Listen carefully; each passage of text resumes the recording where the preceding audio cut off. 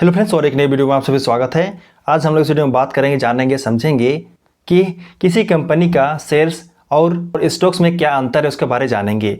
यानी कि शेयर्स और स्टॉक्स में क्या मेजर डिफरेंस है, क्या अंतर है, उसके बारे में इस वीडियो में जानेंगे, समझने की कोशिश करेंगे। तो यदि आप जानना चाहते हो कि शेयर्स और स्टॉक्स में क्या अंतर है, क्या डिफरेंस है, तो इस वीडियो को ध्यान से देखिए, क्योंकि मैं आप लोग इस वीडियो के अंदर में एक नहीं, दो नहीं, पूरी 8 अंतर बताऊंगा, 8 डिफरेंस बताऊंगा शेयर्स और स्टॉक्स के बीच में। तो यदि आप जानना चाहते हो उन 8 पॉइंट्स को, डिफरेंस को, जिससे कि आप जो है उन 8 पॉइंट को जानिएगा, तो इसमें क्लियर हो जाएगा कि शेयर्स किसे बोलते हैं और स्टॉक्स किसे बोलते हैं, और इन दोनों के बीच में क्या मेजर अंतर है, क्या डिफरेंस है, ये आप जान पाओगे। आपके मन में अभी तक डाउट होगा और आप कन्फ्यूजन में होंगे कि शेयर्स और स्टॉक्स में क्या अंतर है, किसे बोलते हैं, आपको कन्फ्यूजन होगा। तो यह वीडियो देखने के बाद मैं दावे के साथ बोल सकता हूं कि आपका जो कन्फ्यूजन है वह पूरी तरह से दूर होने वाला है। तो आपसे गुजारिश है कि इस वीडियो को ध्यान से देखिए, शुरू से अंत तक देखिए, ताकि आपको समझ में आ जाएगा शेयर्स और स्टॉक्स में क्या अंतर है। ओके, तो चलिए बिना देरी करते हुए सीधे बात करते हैं, जानते हैं उन 8 पॉइंट्स के बारे में। ओके, तो चलिए जानें। तो किसी कंपनी का शेयर और स्टॉक में अंतर जानने के लिए सबसे पहला नंबर पे यहाँ पे है, तो पहला नंबर पर है किसी कंपनी के कैपिटल का सबसे छोटा भाग को शेयर्स बोला जाता है, और वहीं पे किसी कंपनी के सबसे बड़ा भाग को स्टॉक्स बोला जाता है। समझ में आया ना? पहला पॉइंट, किसी कंपनी के कैपिटल का सबसे छोटा भाग को शेयर बोलते हैं, और वहीं पे किसी कंपनी के बड़ा भाग को स्टॉक बोला जाता है। ये पहला पॉइंट था, पहला अंतर था दोनों के बीच में, जो कि मेन अंतर है। ओके, अब चलिए जानते हैं सेकेंड अंतर के बारे में।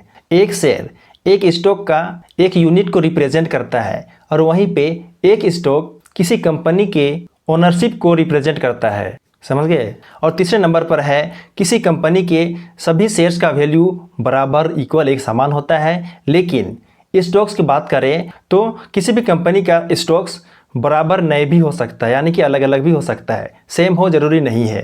ओके, ये बात को ध्यान रखिए। और चौथे नंबर पर है कि शेयर्स जो है पूरी तरह पेड किया हो भी सकता है और नहीं भी हो सकता है। लेकिन वहीं पे बात करें स्टॉक्स की, तो यहाँ पे स्टॉक्स पूरी तरह से पेड किया हुआ होता है, यानी कि शेयर्स में आप पैसा शुरू में दे सकते हो या फिर बाद में भी दे सकते हो, लेकिन स्टॉक्स में आपको शुरू में ही आपको पूरी पैसा पेड करना पड़ेगा स्टॉक खरीदने के लिए। तो ये इन दोनों के बीच में अंतर है।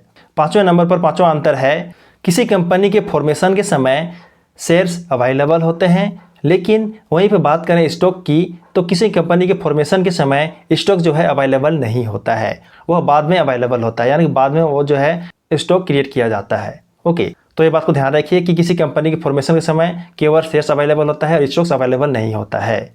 ठीक है। छठे नंबर की बात करें तो छठा नंबर पे है शेयर्स में नॉमिनल वैल्यू होता है, लेकिन वही बात करें स्टॉक्स में, तो स्टॉक्स में नॉमिनल वैल्यू नहीं होता है। सातवें नंबर पर है, सातवां पॉइंट, सातवां अंतर है कि शेयर्स से स्टॉक्स का क्रिएशन होता है, लेकिन स्टॉक से शेयर्स का क्रिएशन नहीं होता है। यानी कहने का मतलब यही है कि बहुत सारे शेयर्स मिलके एक स्टॉक का निर्माण करती हैं, लेकिन इसका उल्टा स्टॉक से शेयर्स नहीं बन सकता है।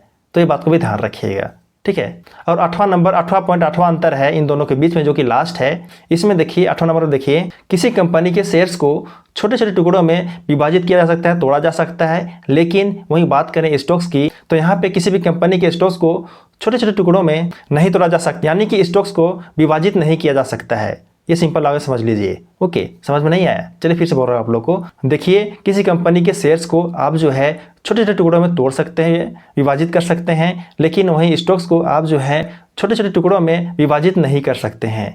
इन दोनों के बीच में यही अंतर है। ओके, तो ये देखिए, आप लोग को मैं 1 नहीं, 2 नहीं, 3 नहीं, 4 नहीं, 5 नहीं, पूरी आप लोग को मैं यहाँ पे 8 अंतर बताया इन दोनों के बीच में, स्टॉक्स और शेयर्स के बीच में, या फिर शेयर्स और स्टॉक्स के बीच में बोल सकते हो, जो कि ये मेन अंतर है। इसके अलावा भी और बहुत सारे अंतर हैं, बट इन्हीं 8 पॉइंट का आपको जानना चाहिए, जिससे आपको क्लियर हो गया होगा। यदि आप ध्यान सुने होंगे, समझ में आ गया होगा, तो अच्छी बात है, क्योंकि आप लोग को मैं समझाने की कोशिश किया और आप लोग को मैं 1 नहीं, पूरी 8 पॉइंट बताया। इन दोनों के बीच में अंतर और डिफरेंस क्या है आप लोग को बताने की कोशिश किया, समझाने की कोशिश किया। यदि आपको समझ में आया इन 8 पॉइंट, यानी कि शेयर्स और स्टॉक्स के बीच में क्या अंतर है, क्या डिफरेंस है, तो अच्छी बात है। और यदि आपको इन 8 पॉइंट में से कोई भी पॉइंट समझ में नहीं आया तो आप मुझे कमेंट करके पूछ सकते हो, मैं आपको कमेंट की जरूर रिप्लाई करूंगा। ओके, तो ये बात को ध्यान रखिएगा। तो उम्मीद करता हूं कि आप लोग को ये 8 पॉइंट समझ में आ गया होगा और किसी कंपनी का शेयर्स और स्टॉक्स के बीच में क्या अंतर है, क्या डिफरेंस है, ये भी समझ में आ गया होगा उम्मीद करता हूँ। यदि समझ में आया तो अच्छी बात है। तो चलिए, वीडियो हेल्पफुल लगा हो और पसंद आया हो तो वीडियो जरूर लाइक कर देना, और यदि आप नए हो मेरे चैनल में तो मेरे चैनल जरूर सब्सक्राइब कर देना,